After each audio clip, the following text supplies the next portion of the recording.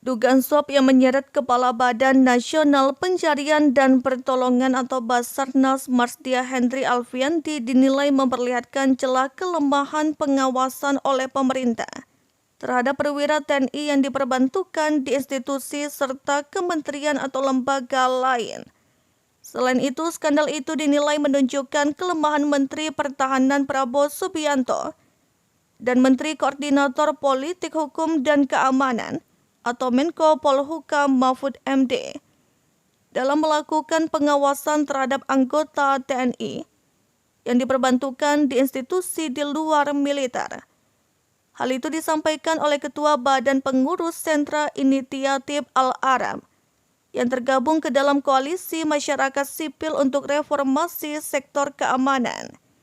Kami juga menilai korupsi di tubuh TNI juga diakibatkan oleh kegagalan Menhan dalam menjalankan fungsi pengawasan terhadap TNI yang jelas berada di bawahnya berdasarkan UU TNI yang dikuatkan putusan MK nomor 9/PUU 9/2011, kata Al-Arab dalam keterangannya seperti dikutip pada Minggu 30 Juli 2023.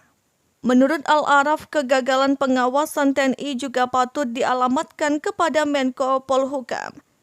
Menko Polhukam yang gagal menjalankan fungsi pengawasan terhadap unsur organisasi yang berada di bawah lingkungan Kemenko Polhukam, ucap Al-Araf.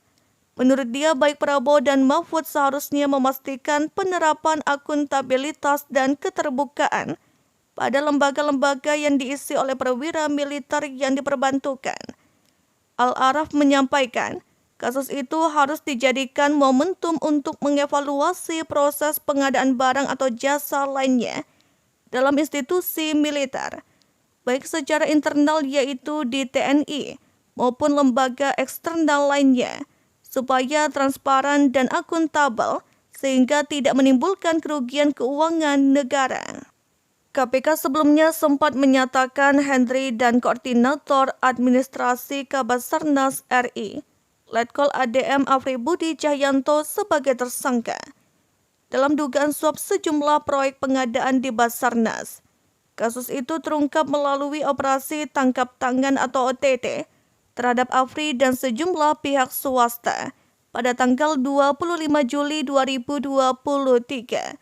KPK juga sempat menyatakan mereka mengundang penyidik Puspom TNI dalam gelar perkara usai OTT.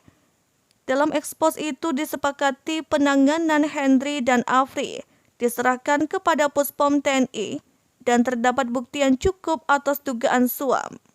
Akan tetapi Puspom TNI menyatakan KPK melampaui prosedur karena Hendry dan Afri adalah perwira aktif dan yang bisa menetapkan status hukum keduanya adalah penyidik polisi militer. KPK lantas meminta maaf dan menyatakan hilang dengan menyatakan Hendry dan Afri sebagai tersangka dan menyerahkan penanganan keduanya kepada Puspom TNI. Saat ini KPK menetapkan 3 pihak swasta sebagai tersangka dalam kasus itu. Mereka adalah Komisaris Utama PT Multigrafika Cipta Sejati, Mulsunadi Gunawan, Direktur Utama PT Interteknografika Sejati Marilia, dan Direktur Utama PT Kinda Abadi Utama, Roni Aidil. Ketiganya saat ini ditahan di rumah tahanan atau rutan KPK.